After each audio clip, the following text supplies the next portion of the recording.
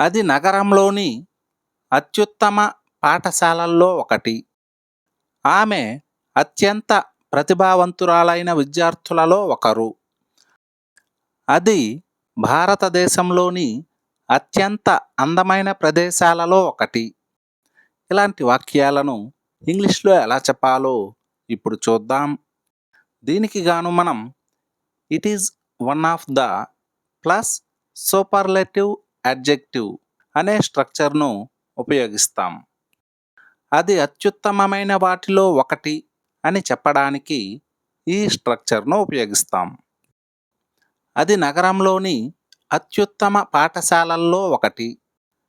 It is one of the best schools in the city.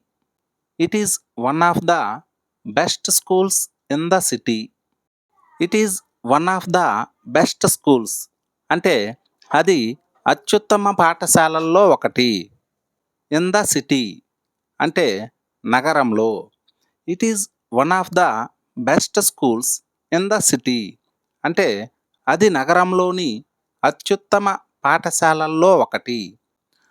ఆమె అత్యంత ప్రతిభావంతురాలైన విద్యార్థులలో ఒకరు. She's one of the most talented students. She's one of the most talented students.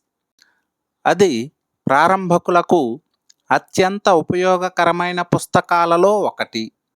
It is one of the most useful books for beginners.